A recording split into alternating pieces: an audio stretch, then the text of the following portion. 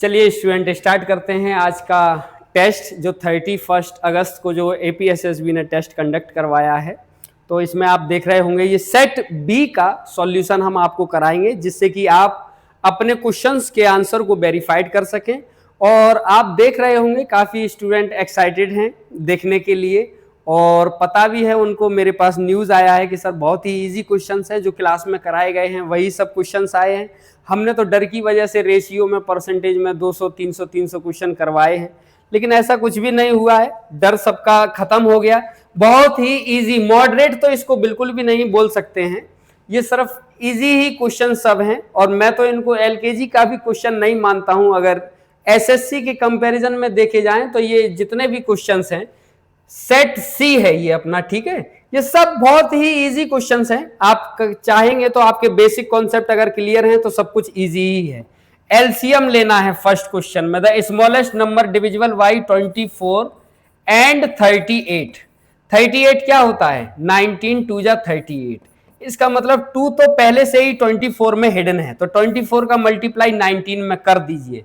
तो 24 का मल्टीप्लाई जब 19 में हम करेंगे तो आप जानते हो 256 आपका आंसर आएगा, यही एलसीएम है। अब बहुत सारे लोग यहां पर भी, उनको कोचिंग में भी यही सिखाया गया है, उनको कभी बताया ही नहीं गया कि एलसीएम होता क्या है। वो अभी तक ऐसे रायता फैला रहे होंगे, ऐसे कर रहे होंगे, फिर 2 से कैंसिल आउट हुआ होगा उनका, फिर बेचारे ने 3 से कैंसिल आउट किया होगा, फिर बेचारे ने कहा होगा 19 बचा है तो 19, फिर 2 2 जा 4 4 2 जा 8 8 3 जा 24 और 24 का मल्टीप्लाई 19 में किया होगा। तब तक बहुत सारे स्टूडेंट आगे बढ़ चुके होंगे, क्योंकि कंपटीशन का स्ट्रेटेजी बिल्कुल डिफरेंट होता है, मेरी बात अगर आप मानेंगे तो।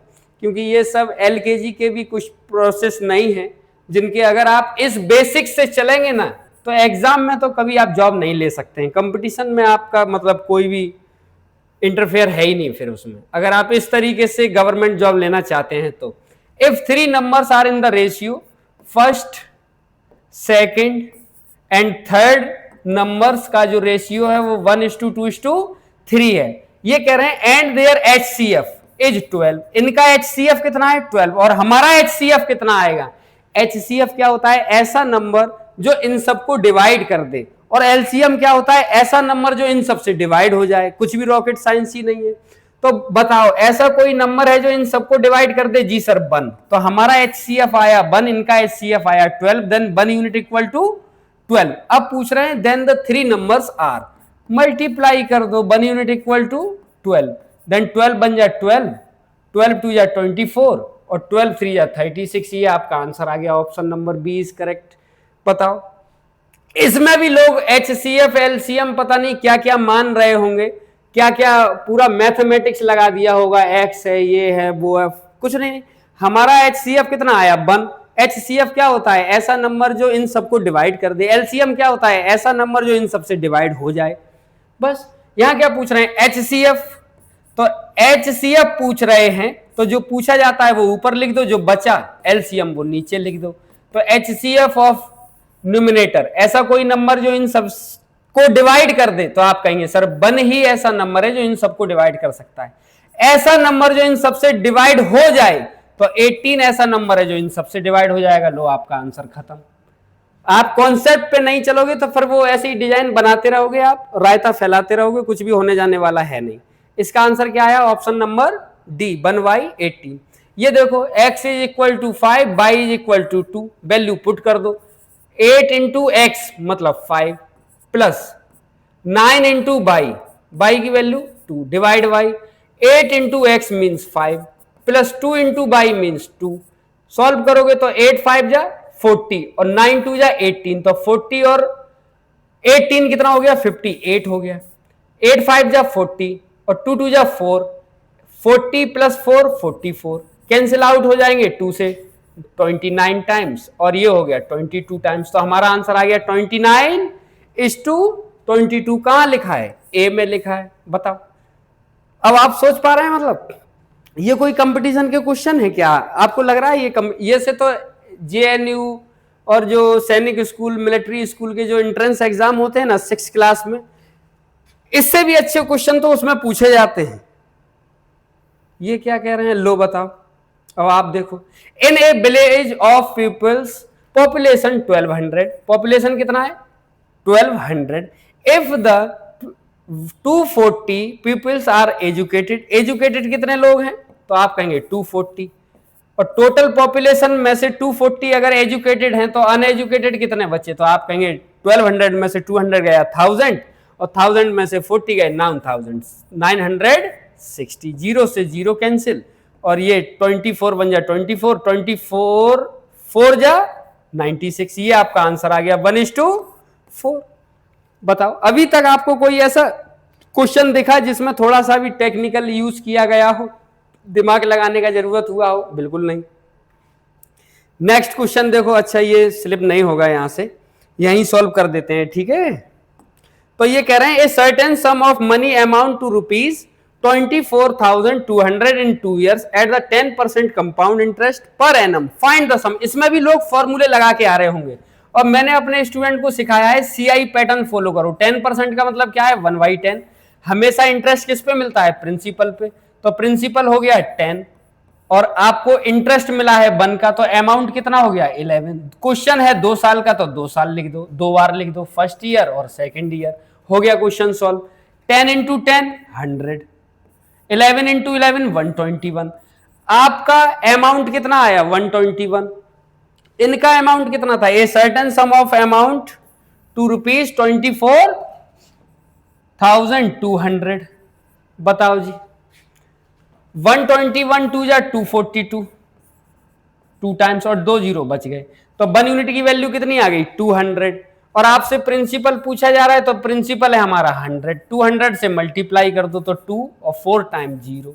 बताओ 20,000 is your right answer, option number A is correct. बताओ ये सब समझ में आ रहा है कि नहीं? ये सब क्लास में आपको हमने ये पॉपुलेशन वाले वेस्ट क्वेश्चन थे उसमें बताया था। ये क्वेश्चन नंबर हो गया 56, लो ये 57 आ गया। ये क्वेश्चन गलत होने वाले हैं ही नहीं, अगर रियल एस्पिरेंट हैं आप तो ये क्वेश्चन गलत हो ही नहीं सकते हैं। क्या कह रहे हैं देखो तो, in a right angle triangle the ratio of the length of the shorter side to the length of the longer side is 5:12, if the length of the hypotenuse is 65 centimeter then a perimeter of the triangle। मेरे student को मैंने हमेशा सिखाया है 888।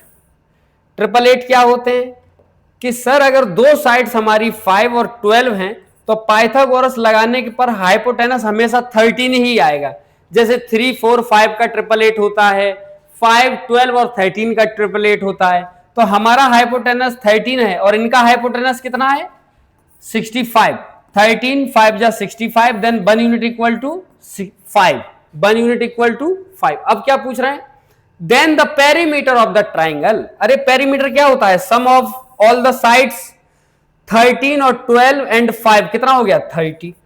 बोलो हाँ या ना, 25 प्लस 5 30, और 1 यूनिट की वैल्यू कितनी है 5, मल्टीप्लाई करोगे 5 3 या 15 और 1 0, आंसर आ गया 150। बताओ और ली क्वेश्चंस हैं, अगर आपको ये 888 याद होते नहीं तो पाइथागोरस प्रमेय लगा रहे होंगे कुछ बच्चे कि हाइपोटेनस क्या होता है, हाइपोटेनस का स्क्वायर बराबर परपेंडिकुलर का स्क्वायर प्लस बेस का स्क्वायर, ऐसे वैल्यू लिख रहे होंगे 12 का स्क्वायर प्लस 5 का स्क्वायर, और ये स्क्वायर इधर आके रूट हो जाएगा, तो 12 का स्क्वायर 144 प्लस 5 का स्क्वायर 25, इन सबको आप अगर ऐड करेंगे तो ये कितना हो जाएगा 169, और 169 किसका स्क्वायर होता है 13 का, तो आपका हाइपोटेनस कितना आया 13।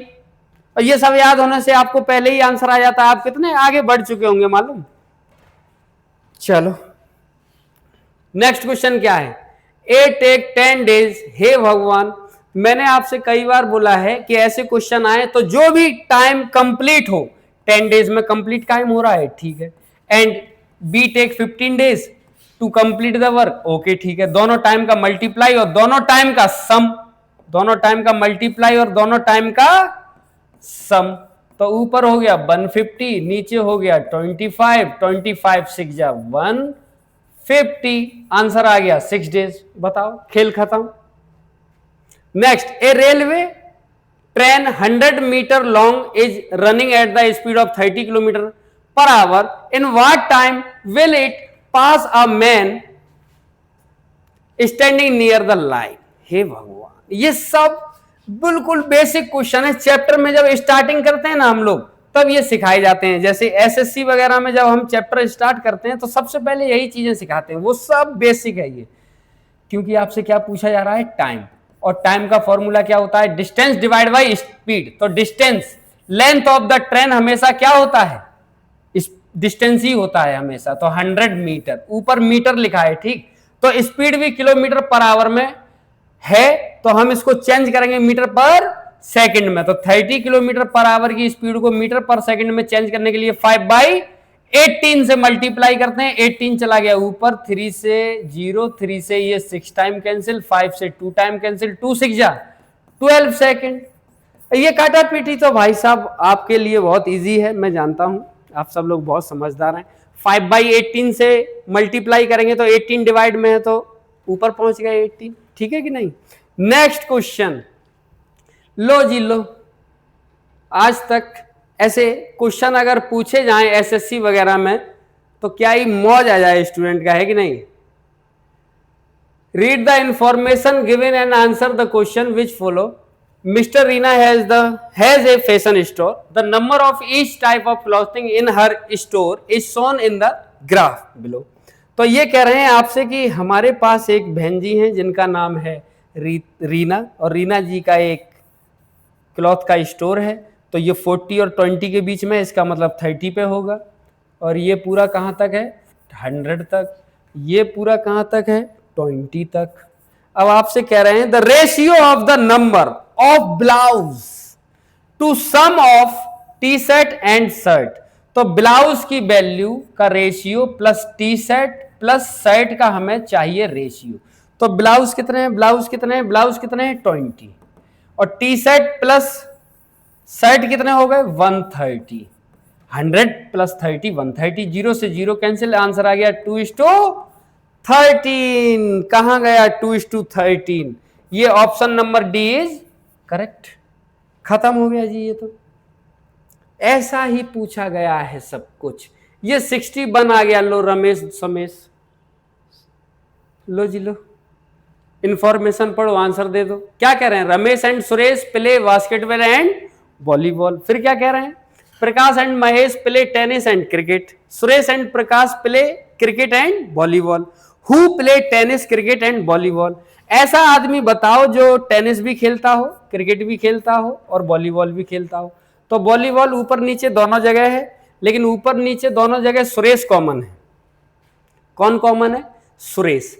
अब ये देखो, क्या सुरेश टेनिस खेलता है? नहीं।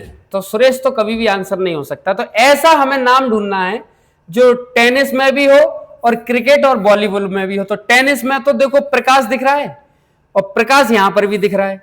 तो यही वो बंदा है जो टेनिस भी खेलता है, क्रिकेट भी खेलता है और वॉलीबॉल भी खेलता है। प्रकाश जी कहां है? ये गए प्रकाश जी। नेक्स्ट और क्वेश्चन है क्या इसी से रिलेटेड? हाँ जी, लो मैं थोड़ा सा छोटा कर दे रहा हूं, देख के बताना, ठीक।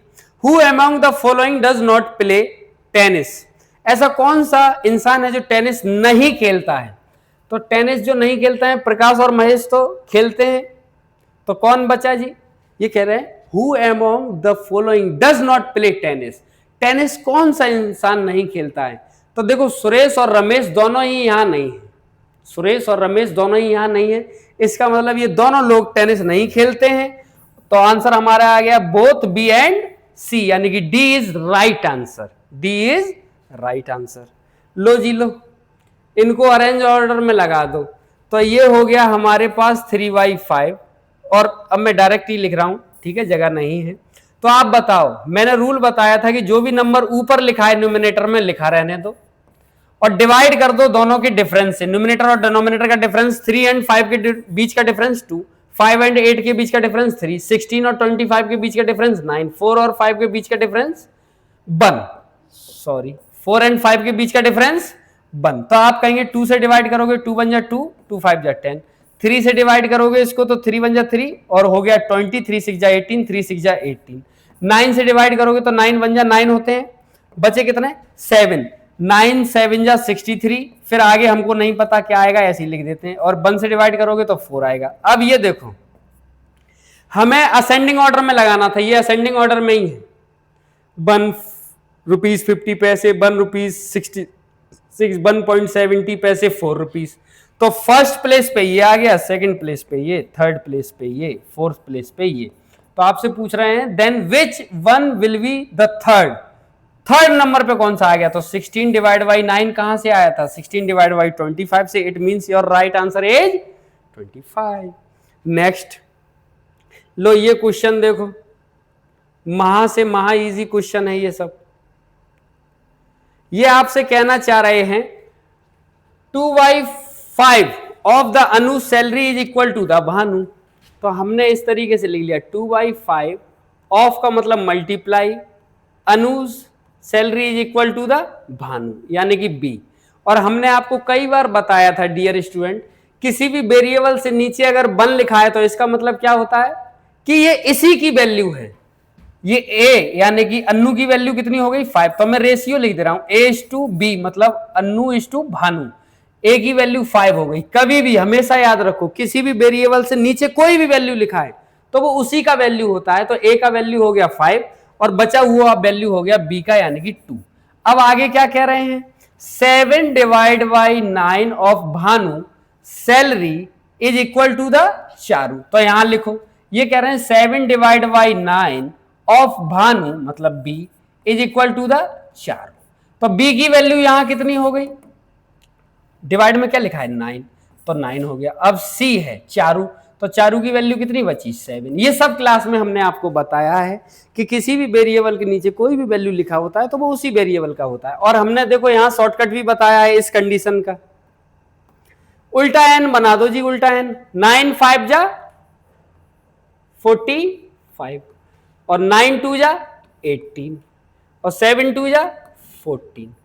अब आपसे कह रहे हैं if the sum of the salary of all the three is rupees 77,000 then Anu's share। तो हमारे पास अनु ये था, भानु ये था, चारू ये था। अब हमने अपना देखा कि टोटल का शेयर कितना है 77, इनका कितना है 77,000।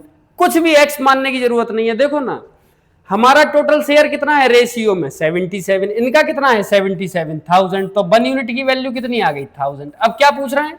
देन अन्नू सैलरी बताओ। अन्नू का सैलरी रेशियो में कितना है 45।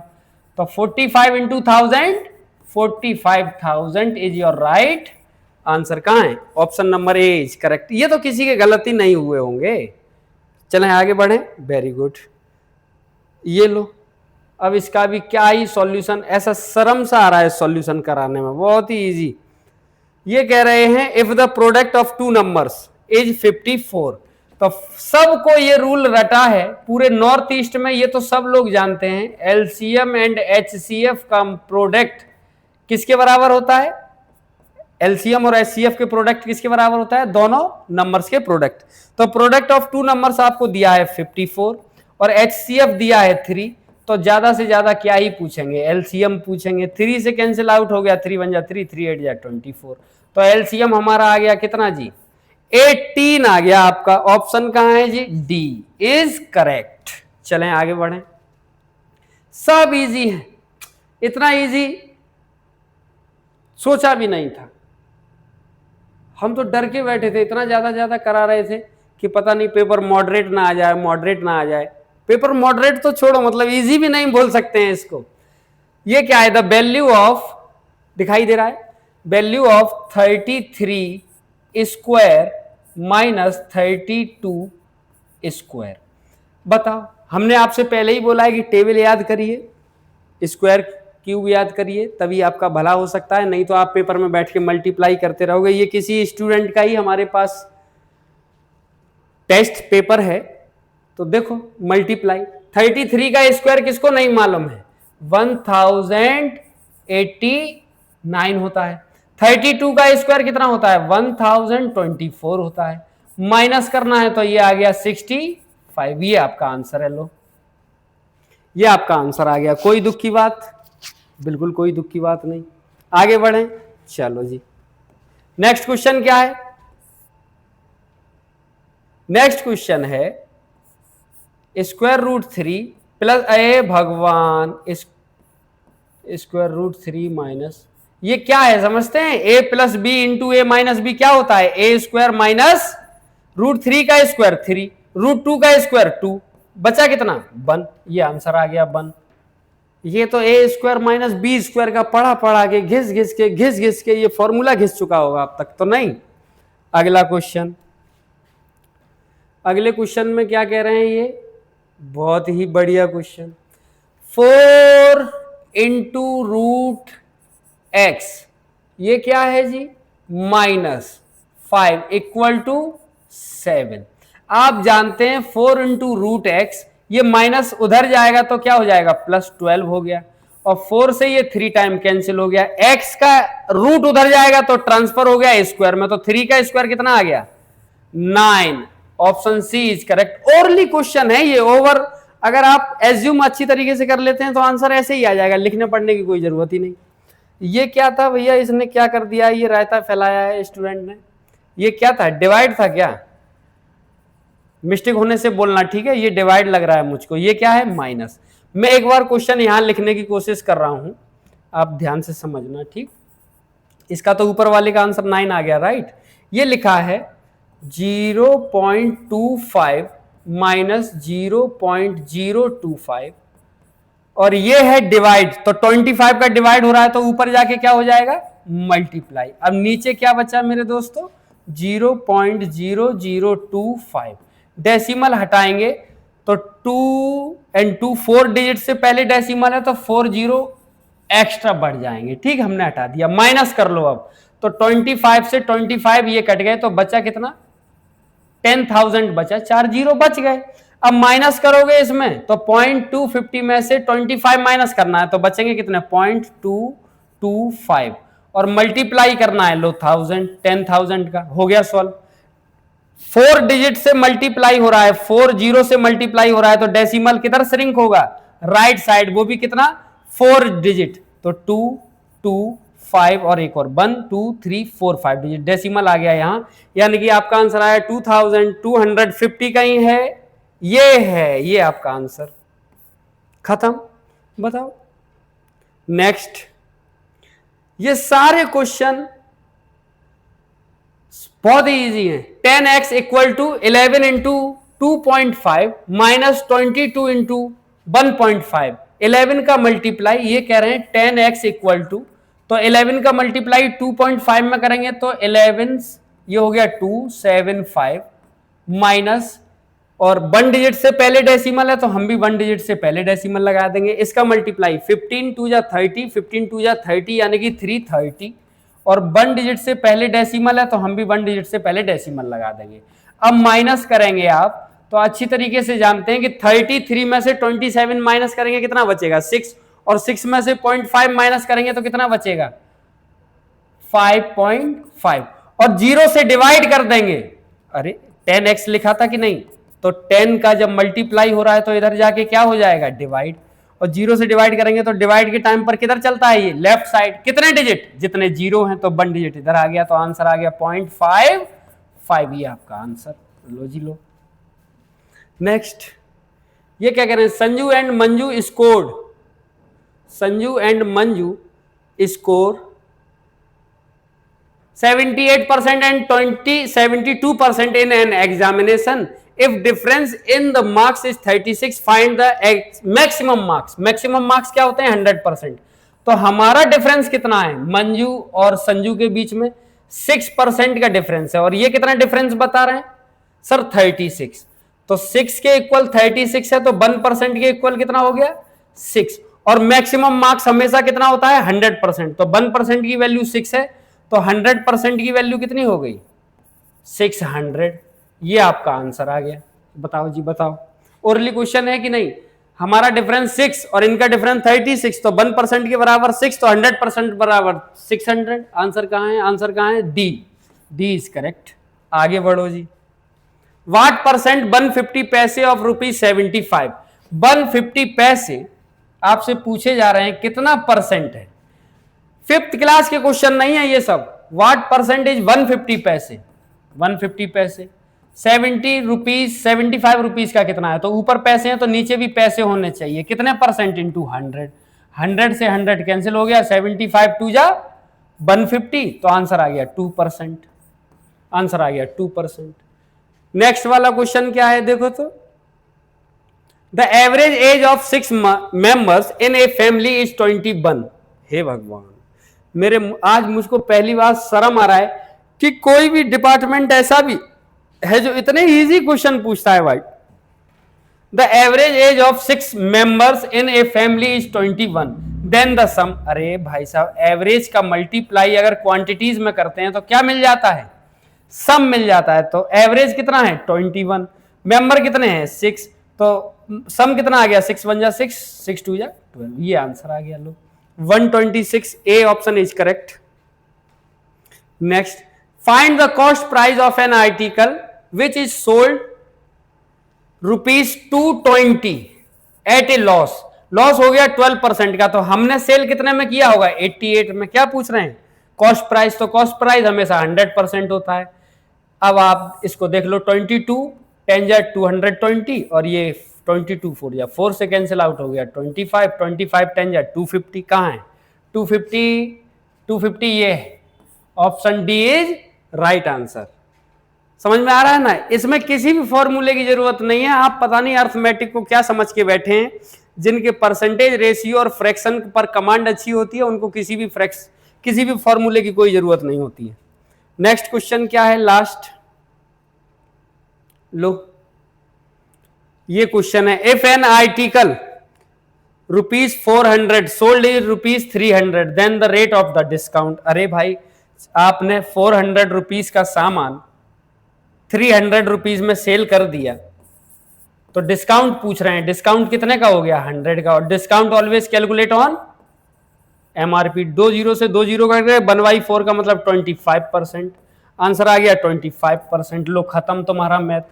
मुश्किल से मुश्किल जो हमारे एस्पिरेंट हैं 10 मिनट में पेपर सॉल्व करके बैठे रहे आराम से, कुछ झंझट ही नहीं है, इतना इजी पेपर आया है ये। और जो लोग इसको मॉडरेट बोल रहे हैं बिल्कुल गलत फहमी में है, मॉडरेट तो ये बिल्कुल नहीं है। और टफ जो लोग बोल रहे हैं वो तो महान से महान गधे हो सकते हैं, टफ तो ये बिल्कुल किसी लेवल में है ही नहीं। जब हम मॉडरेट ही नहीं बोल रहे हैं तो टफ कहां से पहुंच जाएंगे। ठीक है, तो हम कुछ टाइम के बाद आपको रीजनिंग का भी सॉल्यूशन देंगे। उम्मीद करता हूं मैक्सिमम क्वेश्चन आपके सही रहे होंगे और ज्यादा कुछ मुश्किल क्वेश्चन आए नहीं हैं। Thank you so much.